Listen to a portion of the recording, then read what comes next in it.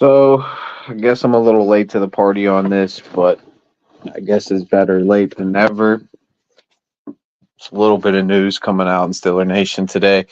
Tomlin was interviewed, Omar Khan was interviewed, Aaron Rodgers was seen working out with DK Metcalf at UCLA today.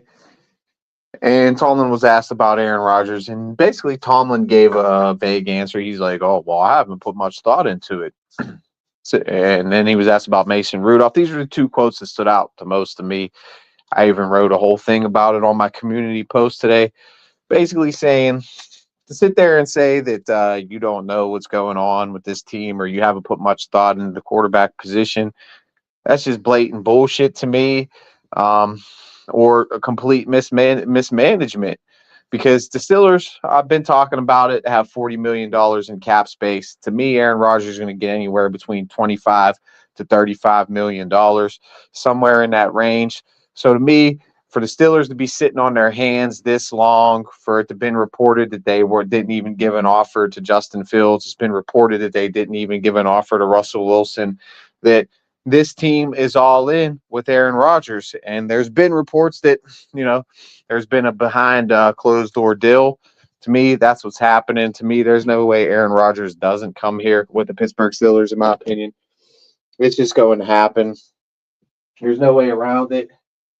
Like you can't sit there and say that you're comfortable with Mason Rudolph being the quarterback. You just can't tell me with a straight face that you're comfortable with Mason Rudolph being a starting quarterback after you passed him over multiple times already for Devlin Hodges, for Mitchell Trubisky, for Kenny Pickett, and then you released the guy. Well, you didn't release him. You let him walk. You didn't bring him back.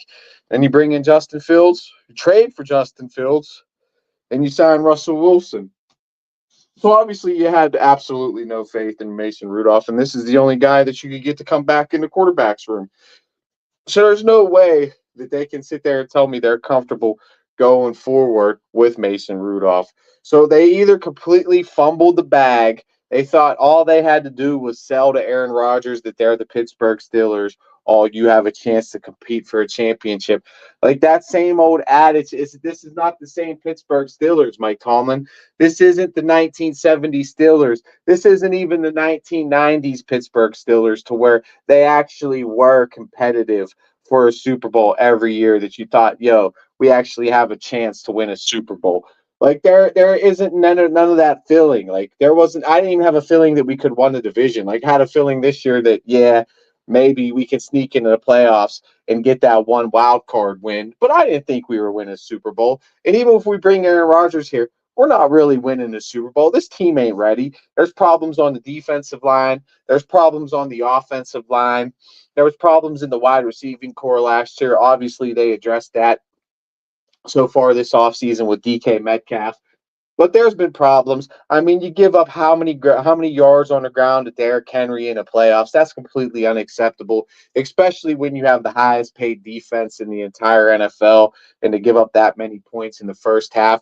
And to be, I think it's the last 6 playoff games or something like that. The last, whatever it is, Tomlin's been outscored like 66-0 in the first half in these playoff games. So when we do actually get in the playoffs, they have no chance. They're out of it in the first half. The Cleveland game, they was out of it. The Kansas City game, they was out of it. The Ravens game, they was out of it. So it's becoming to be the same old song and dance with the Pittsburgh Steelers and Mike Tomlin. And, I've been his defender. He has a great resume. I think he's putting together a Hall of Fame resume. But it gets to the point where he's the one that puts this out there. The standard is the standard. And how many years are the Steelers going to continue to put up with the fact that you're not getting it done in the playoffs? This is 8 years in a row. What is it going to be? 9 years in a row? 10 years in a row? 11 years in a row? It's perfectly clear to me. You can say, oh, a lot of people, the post, I was basically calling him out, saying the things he was saying was bullshit, because there's no way as a head coach that should be your number one priority as a head coach in the front office, especially in today's NFL. Who is your quarterback going to be? And to me, with this team that has had the most salary cap they've had in I don't know how long, they've had so much salary cap. They've been in so much salary cap that the past when Ben Roethlisberger was here, Kevin Colbert would always kick the cap down the road, and the Steelers were always having to release players just to get out of the red. They were getting just to get out of debt and salary cap. Now they're flush with $40 million, and they ain't really spending it. And yes, I believe this is what I believe, that this is the move that they were making. This is the plan. You can't tell me that this isn't the plan. They might not be coming out and telling you that this is the plan, but this is the plan. They want Aaron Rodgers. They're sitting on this $40 million specifically to get Aaron Rodgers to sign. And to me, it's been rumored that a contract's already done. I believe a contract's going to get done. And, him working out with DK, him coming to the building, signs are pointing that he's going to be here and he's going to sign with the Pittsburgh Steelers. That's what they want. That's going to be the Batman. That's going to be the narrative that they're going to sell, that Aaron Rodgers is going to come here. They're going to roll out the red carpet. He's going to be the Batman, and he's going to save Tomlin's career. And I mean, maybe he might. Maybe this saves Aaron Rodgers' career, because that's really what the Steelers have been lacking the past 4 or 5 years. And now you have Aaron Rodgers step in with 2 number 1 wide receivers, and you get a lot of depth in the draft. Anything can happen, but you got to get this deal done. There's no way that this front office, this coaching staff can sit here and go forward day one with Mason Rudolph as the starter. I mean, you didn't offer Russ a contract. You didn't offer Fields a contract. You let freaking Sam Darnold sign somewhere else. You let all these different quarterbacks sign elsewhere. So obviously you're all in on Aaron Rodgers. And if you don't get this deal done, this is a failure of an offseason for the Pittsburgh, because you got considerably worse at the most important position. And you just signed DK Metcalf, you traded for him, and then you extend him and make him the 4th highest paid receiver in the league, and you don't have anybody throwing him the ball.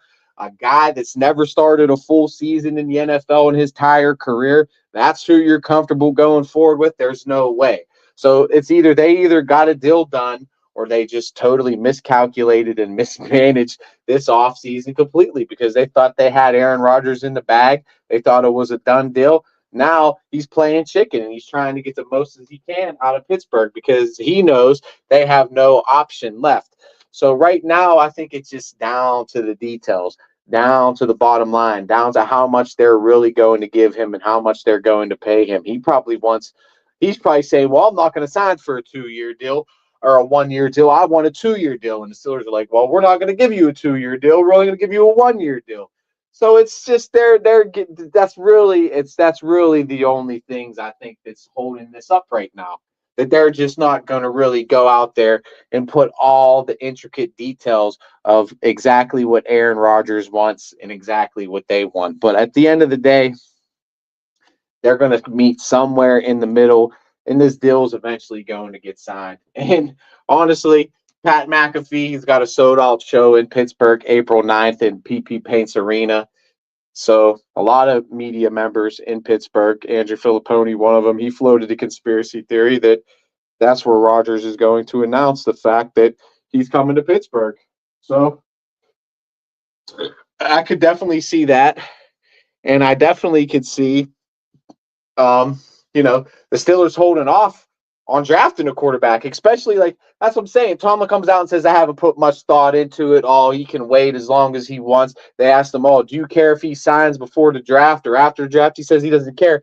Well, how can you sit there and say you don't care? Having Aaron Rodgers on contract before the draft and after the draft is major, because to me, if you have Aaron Rodgers on contract before the draft, I'm not drafting a quarterback this year. I can hold off on drafting a quarterback, wait till next year when the draft's in Pittsburgh, and then I can draft. And then I got all these complimentary picks to where I can move up in the draft and go out there and get a lot more better prospects, in my opinion, that have a lot more potential.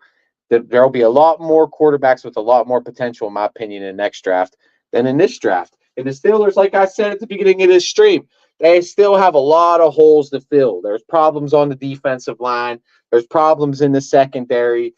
You can sit there and say we have the offensive line fixed, but to me, we don't have the offensive line fixed. We let Dan Moore walk, who was terrible, gave up the most sacks in the league last year at 12. And then you had Broderick Jones on the other side of him, who gave up 11 sacks last year and who got penalized almost every single game and was a first round pick that the Steelers drafted and moved up in the draft to go get, and he has not lived up to his potential. He had that first good season, and then after that, it's been downhill. I mean, they're talking about sliding him to his natural position, but to me, there's still problems and holes on that offensive line. Frazier's good, and we still have that first round draft pick. We're going to throw him in the start. He's basically a rookie. He was hurt all last year as a rookie, but we expect him to start at tackle this year. Who knows what we're going to get out of him? So to me, offensive line wouldn't even be a bad position for the Steelers to target in this draft anyway. Linebacker, corner, defensive line. They still need a running back. They let Najee Harris walk they could easily option him for $8 million, but they allowed him to walk this offseason. And now they have Jalen Warren, who's never been a bell cow running back, who's not going to be a bell cow running back in the league. Yeah, he's a good third down back. He's a good scat back that could come in and give you good reps off the bench. But he's not Najee Harris. And to me, letting Najee Harris walk for that cheap was a mistake for the Steelers. So they need to replace him. They need to replace that type of production.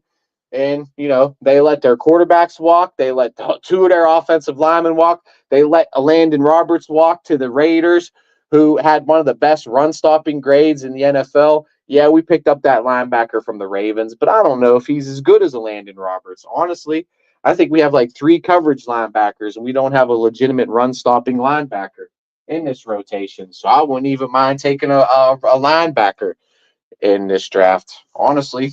And especially TJ's getting old, and they're talking about him holding out and what the Steelers having to possibly extend him now that Myles Garrett just got paid $40 million. So now that Myles Garrett's getting paid $40 million, TJ Watt's going to want $45 million a year, and he's on the ass end of his career. So basically, if the Steelers want to sell out that contract to TJ, they're going to be paying him for what he did and not what he's going to do, because he's never going to get another season like he had 2-3 years ago. I mean, TJ is great. He's the best player on defense, might be one of the best defensive players in all the league. But Father Time's undefeated, and that type of money to a guy that's on the ass end of his career, I don't know. And he's going to demand that type of money. And like Cam said, Steelers are in a state of emergency. He's on the ass end of his career. TJ's on the ass end of his contract. Mika's on the ass end of his contract. And that's really the only thing that's kept this team competitive for the past 4 or 5 years. So that's why I say they're in a state of emergency and they're all in on Rodgers. They need a quarterback to step in to run the show, because that's the main position that's been lacking more than anything. They feel they got their wide receiver position fixed, and they're going to add depth through the draft. So honestly, I don't want to see him take a quarterback, but still.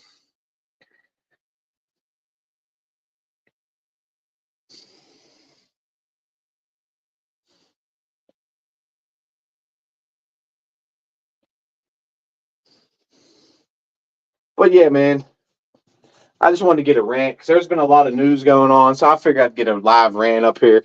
I don't need a panel, real shit. I can talk about this shit by myself. I built this channel by myself. I could have you up here, but you know what? I'm in my mode right now. I'm in my rant mode. I'm talking the Steelers right now. I don't want to hear you come up here and talk to me. All right, make your own channel. It's time for you to make your own channel now, man, Bob. You know what I mean, Bob? Make your own channel, Bob.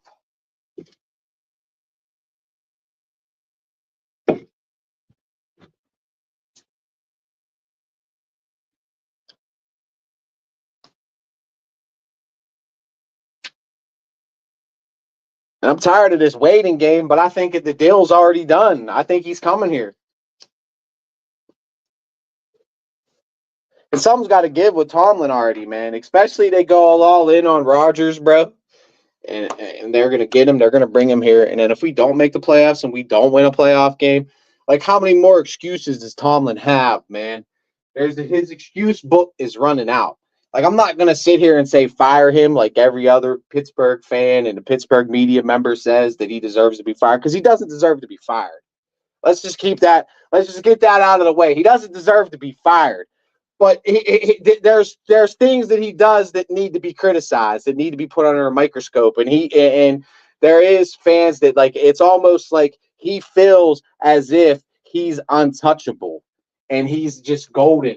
And like the way he answers those questions, like, oh, I haven't even thought about the quarterback position. And then like you're just trying to protect these players and stuff. And sometimes as a coach, you need to come down. You need to be hard on these players. You need to discipline players. Like, you can't give special privileges to players. Like, you can't be wasting timeouts. You can't be giving other teams points. You can't stand there on the sidelines in a playoff game and make absolutely no adjustments when you're getting bashed out and they're just running it right down your throat every single time, and you make absolutely zero adjustments whatsoever. Like, you got to learn how to make adjustments on the fly. And they always make adjustments too short, too late, 2 minutes too late. Like in the first half, they just try and run it and run it and run it and run it. Oh, it just, they keep running it into a brick wall over and over and over and over and over again. And it's like, bro, like, I'm sitting there yelling at my TV screen. You gotta open up the fucking. I'm yelling this at my TV, and they do it too. It's crazy. It's like I manifested, bro. I'm like, open it up.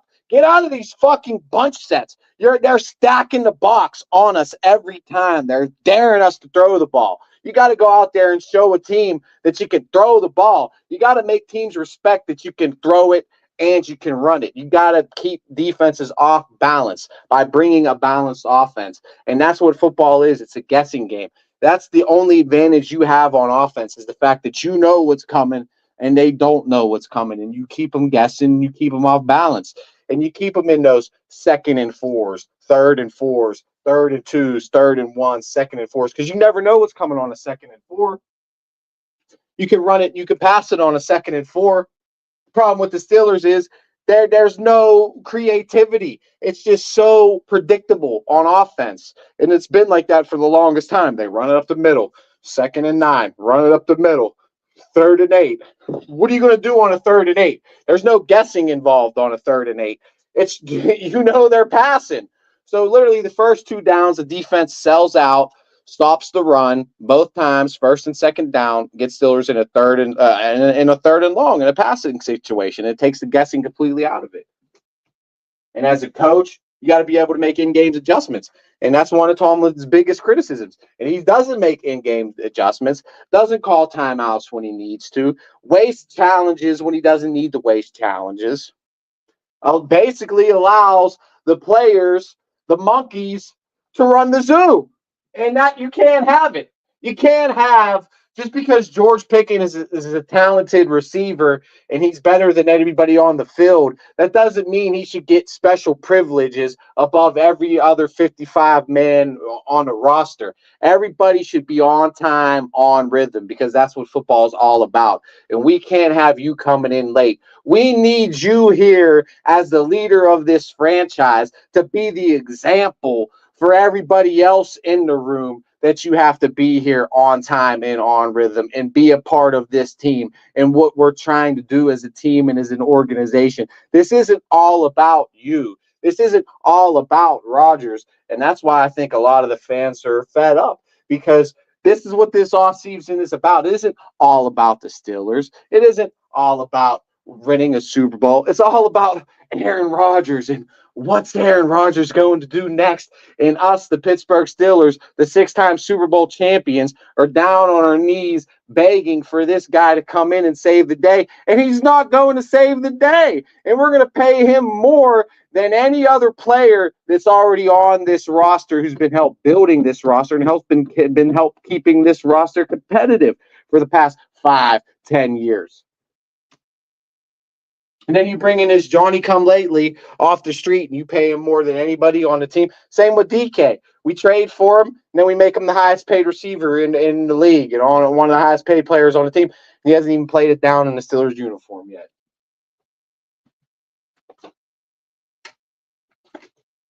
And that's not how the Steelers usually normally build. And, it's a catch-22, because some fans, they're bitching. They're like, oh, this is not how the Steelers build. And then at the same time, fans are bitching, well, the way the Steelers build, it's old school. It's prehistoric model. You got to do this and you got to do that. So, I mean, Omar Khan, he's trying to do things differently, and he's getting more aggressive in free agency, and we'll see how it works. I mean, it worked with the Rams. They went out there and they bought themselves a Super Bowl with Matt Stafford, and they went out there and they got one. So, I mean, is bringing Aaron Rodgers going to put the Steelers over the hump to get them to go out there and get one? I don't know. I don't think Aaron played that bad last year. He didn't play great. He didn't play that bad last year. But with all this talent on the Steelers roster, I think he can put up some numbers for sure. Especially with DK and George Pickens on the outside and Calvin Austin in the slot. You got some weapons on offense. But that offensive line is kind of shitty.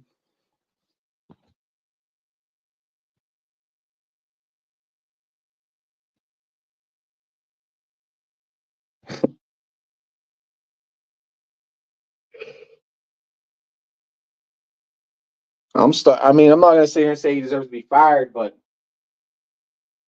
there's always an excuse.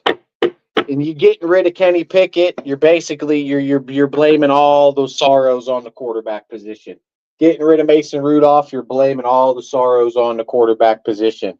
Getting rid of Russell Wilson, you're blaming all the sorrows on the quarterback position. Getting rid of all these guys you plan to be the future starter at your quarterback position, you're getting rid of. And now, all of a sudden, I haven't put much thought into it. Today, he comes out saying he hasn't put much thought into the quarterback position. Well, that position's been holding the Steelers back for the past 5, 6, 7 years. So I hope that is something that you're putting in a lot of thought into. To me, as a coach, that would be my number one priority. Me, if I'm the coach, I want my guy at quarterback, and I'm not going to lie to my guy. You know what I mean? Like, that's another thing. Tomlin, he kind of fucked Russell Wilson and Justin Fields up a little bit. He promised Russell Wilson the world, and then Justin Fields got hot a little bit, and then he was like, sorry, Charles. Then he was, he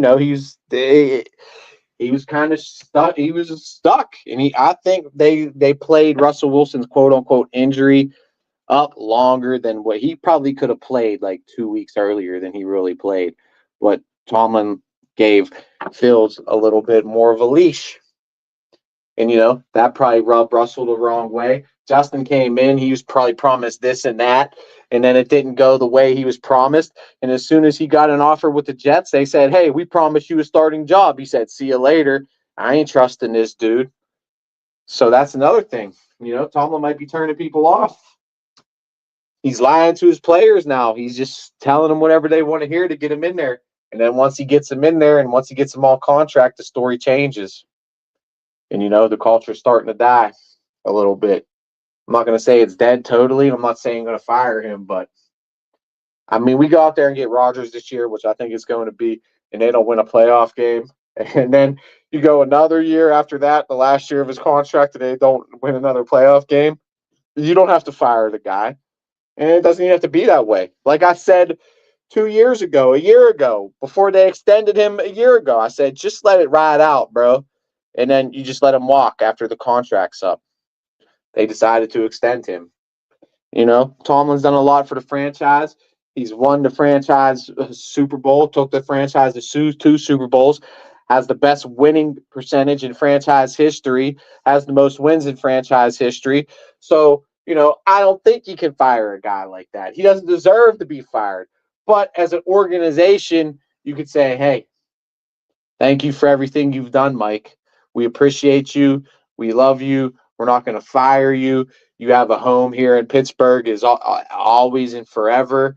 You'll always be welcome back in the city and in the organization. But now we're going to have to move forward, and we're going to try to change things. And we're going to have to start moving in a new direction. You've lost the locker room, Mike.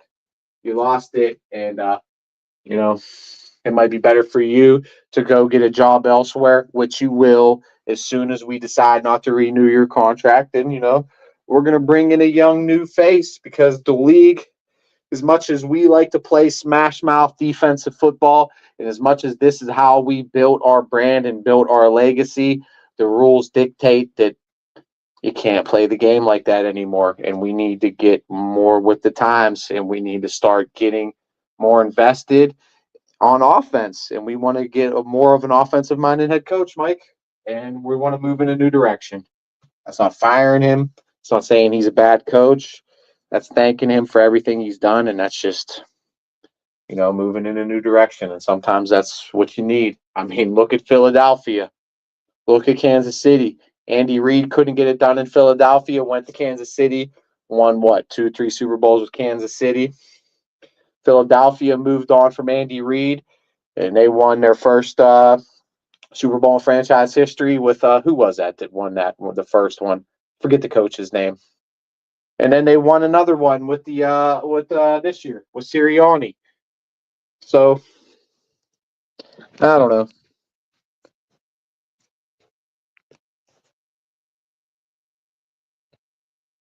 Pretty much, he's making everybody his puppets. Pretty much, and he's just loving it, selling stories, sitting back and loving it. So I don't know. I think I pretty much got my rant up though. 25 minutes. That was a good enough rant for today. I said all I had to say about this DK stuff.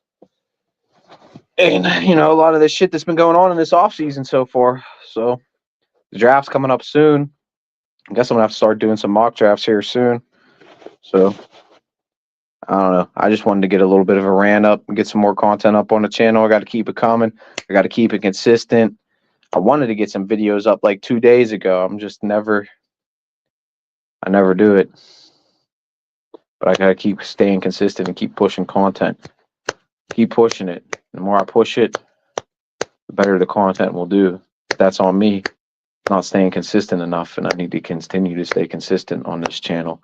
So make sure everybody hit the like, subscribe, notifications, and all that shit.